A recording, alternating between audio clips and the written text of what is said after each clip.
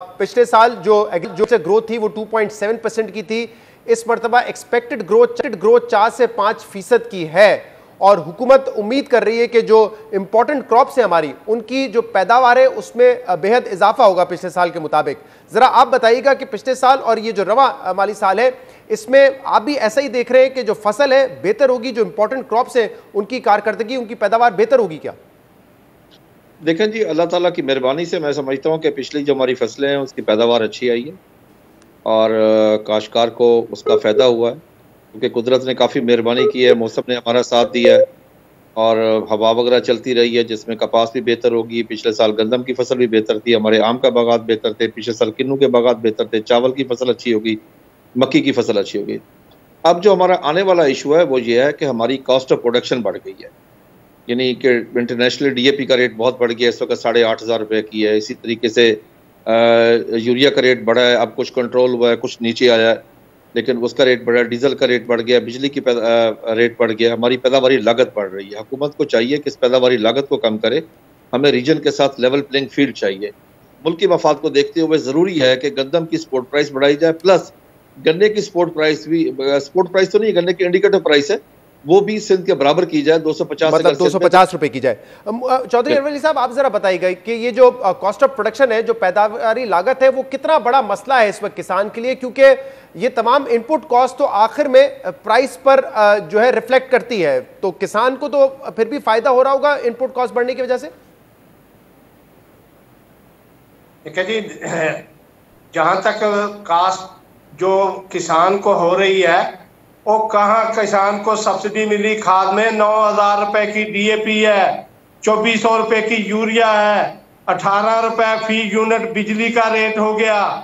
वो किसान ने बगैर, और इस रेट पे भी खाद नहीं मिल रही, मार्केट में खाद नहीं मिल रही है, किसी दुकान पे ना डीएपी है ना यूरिया है, और कोई गवर्नमेंट वाला पूछ नहीं रहा कि किसान ने गंदम के, जो किसान डीएपी के बगैर गंदम काश्त करेगा उसकी फी एकड़ पैदावार 20 से 25 मन आएगी, और जो डीएपी डाल के काश्त करेगा उसकी पैदावार 40 से 50 मन आएगी। ऐंदा जो गंदम की फसल है, 80% गंदम बगैर डीएपी के काश्त है। ये आटे का बहरान इस कदर आएगा ऐंदा फसल के बाद कि ये मौजूदा हुकूमत क्या किसी हुकूमत को भी आटे का बहरान पूरा नहीं कर सकेगा। खोखर साहब, मुझे कि एक तरफ तो हम पैदावार की बात कर रहे हैं, जैसे वो कह रहे हैं कि डीएपी इतना महंगा हो गया है कि वो अगर नहीं इस्तेमाल होगा तो पर एकड़ जो आपकी पैदावार है वो कम हो जाएगी, लेकिन इस वक्त हुकूमत ये कह रही है कि जो मुल्क में महंगाई है वो अर्बन और मिडिल क्लास पर तो असरअंदाज हो रही है, लेकिन दही इलाकों में उसका असर नहीं है महंगाई का, क्योंकि आमदनी जो है किसान की वो बढ़ रही है। बल्कि फवाद चौधरी साहब दावा कर रहे हैं कि 1100 अरब रुपए इजाफी आमदनी है। इसका मतलब अगर इनपुट कॉस्ट बढ़ रही है, पैदावारी लागत बढ़ रही है, तो इसके बावजूद किसान जो है वो खुशहाल है, वो पैसा कमा रहा है। क्या ऐसा ही है? देखें जी, पिछले 2 साल हमारे बहुत अच्छे रहे हैं, लेकिन अगला साल हमें कुछ मुश्किल नजर आ रहा है कॉस्ट ऑफ प्रोडक्शन बढ़ने से। और जिस तरह वो चौधरी साहब फरमा रहे थे कि 80% पे डीएपी इस्तेमाल, ऐसी बात नहीं है। इतना मैं तो रोजाना चेक करता रहता हूँ कि कितना स्टॉक किया है। डीएपी की तो अवेलेबल है, लेकिन क्योंकि इंटरनेशनली मार्केट में उसका रेट बहुत बढ़ गया है डीएपी का, उसका इम्पैक्ट तो पाकिस्तानी काश्तकार पे आना ही आना है, क्योंकि इंटरनेशनल रेट उसका भी बढ़ गया। अब मैं यूरिया का आपको अर्ज करता चलूँ, अब इंटरनेशनली यूरिया जब बहुत महंगा हो गया पाकिस्तान में, तो इस वक्त अल्हम्दुलिल्लाह फिर भी इसका रेट जो कंट्रोल रेट है 1768 रुपये। इंटरनेशनली अगर बाहर चले जाएँ तो इसकी प्राइस चलेगी 10,000 पर बैग पे। इतना बड़ा फ़र्क है, तो इसलिए हमें लगता है कि ये कुछ स्मगल भी हुआ है। हुकूमत को चाहिए वो भी कंट्रोल करे। ये अनवर साहब ठीक कह रहे हैं कि इस वक्त दस्तयाब नहीं है यूरिया, और आप भी कह रहे हैं कि मुमकिन है कुछ हद तक स्मगल भी हुआ हो। बिल्कुल नहीं मिल रहा, यूरिया नहीं मिल रहा, बिल्कुल एक बोरी भी मार्केट में नहीं है। साबित कर दे, हुकूमत साबित कर दे, कोई साबित कर दे कि किसी मार्केट में एक बोरी भी यूरिया की नहीं है। और कब से ये मसला है अनवर अली साहब? ये 2 महीने हो गया यूरिया शार्ट, 2 महीने हो गया डीएपी शार्ट। ये जो भी काश्तकार उस दुकानदार के पास जाता है, वो कहता है डीएपी 9,000 रुपए के हिसाब से पैसे जमा करा दो, रात को आपके घर आ जाएगी। ये ऐसे ही यूरिया का हाल है।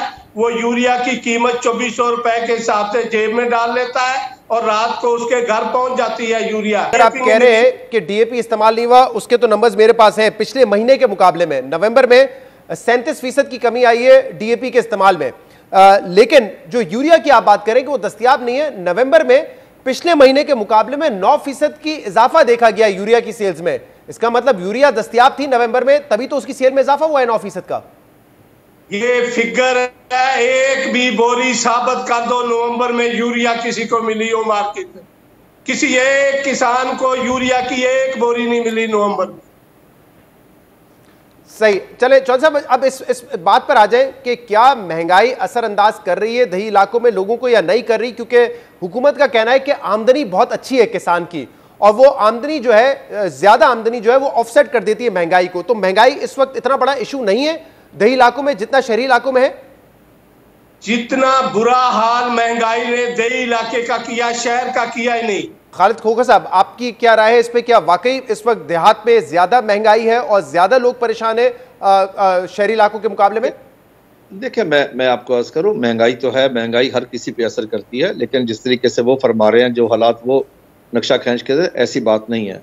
पिछले 2 साल हमारी फसलें भी अच्छी रही हैं, हमें अच्छा रेट मिला है, सारा कुछ हो गया। अगला साल मैं खुद प्रॉब्लम में देख रहा हूँ, वो इसलिए कॉस्ट ऑफ प्रोडक्शन बढ़ने से। और कॉस्ट ऑफ प्रोडक्शन ये नहीं कि पाकिस्तान में बढ़ी है, पूरी दुनिया में बढ़ गई है। डीएपी का रेट, डीएपी सारी इंपोर्ट होती है हमारी, मोर देन 80% हमारी इंपोर्ट होती है। फास्फेटिक, बल्कि जो यहाँ पे एसएसपी बनती है या नेट्रोफास बनती है, उसकी भी जो रॉक फास्फेटिक है वो भी बाहर से आती है, जिसके रेट बहुत ज्यादा अप हो गए। जैसे मवाजना किया जाता है कि देखिए हमारी मोटरसाइकिल की सेल्स में इजाफा हो रहा है, ट्रैक्टर्स की सेल्स में इजाफा हो रहा है, गाड़ियों की सेल में इजाफा हो रहा है, तो क्या जो दही इलाके हैं उनकी जो कुव्वत खरीद है उसमें आप समझते हैं पिछले 1-1.5 साल में इजाफा हुआ है और इसी वजह से ये सेल्स में इजाफा हुआ है? देखिए, मैं पहले आपको कह रहा हूँ कि पिछले 2 साल हमारे बहुत बेहतर रहे हैं, वो 2 साल हमारे अच्छे लगे हैं। उससे 2 साल से ये भी हुआ है कि हमारे जमीन का ठेका भी बढ़ गया। देखिए, ठेका कब बढ़ता है, हम कब लीज मनी ज्यादा पे करते हैं, जब हमें बेहतर प्रॉफिट आ रहा हो। लेकिन मैं आपको फिर कह रहा हूं कि मैं जिस फिक्र में हूं, मैं अगले साल के फिक्र में हूं। जो हमने अब इस वक्त गंदम बीजी है, मैं उसका फिक्र कर रहा हूं। अगर उसकी सपोर्ट प्राइस हमें पूरी 2200 रुपए तक नहीं मिलती, हम प्रॉब्लम में होंगे। हम प्रॉब्लम नहीं बल्कि मुल्क प्रॉब्लम में होगा। 2200 रुपए खालिद साहब सपोर्ट प्राइस होगी तो फिर मार्केट में आटा कितने का दस्तयाब होगा? क्योंकि इस वक्त तो महंगाई एक बहुत बड़ा इशू है। 1100 रुपए कह रहे हैं कि पंजाब में पिछले 1-1.5 साल से आपको 20 किलो का थैला मिल जाता है, तो क्या कीमत होगी फिर आटे की? सर, मैं आपको अर्ज करूं जी, पिछले 40 साल का आप डेटा देख लें, जब हमारी प्राइस 1200 या 1300 रुपए थी पाकिस्तान में, इंटरनेशनल प्राइस उससे कम थी। उस वक्त 1300 की बजाय हमें मिलता था 1200, 1250, 1100, 1150 मिलता था, और आम आदमी को आखिरी वक्त तक गंदम इसी रेट पे मिलती थी। जब हमारी प्राइस इंटरनेशनल प्राइस से अगर कम होगी, आपकी गंदम सबगल हो जाएगी, फिर ज्यादा रेट पे बिकेगी। रईस साहब, आप बताइएगा कि आप कह रहे हैं कि एक तो गंदम की आपको नजर आ रहा है क्योंकि डीएपी का इस्तेमाल नहीं हो रहा, तो आपको लगता है, और यूरिया भी आप कह रहे हैं दस्तयाब नहीं, तो बड़ा मुश्किल होगा। लेकिन ये इस बात से आप इत्तेफाक करेंगे कि पिछले 1-1.5 साल में आमदनी में इजाफा हुआ है, खासतौर पर इस रवा साल भी आप देखें चावल की फसल बेहतर हुई है, कॉटन आपका बहुत अच्छा हुआ है, तो किसान को इससे फायदा हुआ है और महंगाई उस तरीके से नहीं उस पर असरअंदाज हुई। मेरे भाई, चावल जो है उसकी पैदावार इस साल जितनी कम हुई है, 16 मन, 15 मन, 17 मन, 18 मन, 20 मन से ऊपर चावल की पैदावार ही नहीं आई। तो अगर चावल की बम्पर क्रॉप हुई है, चावल सस्ता हो गया।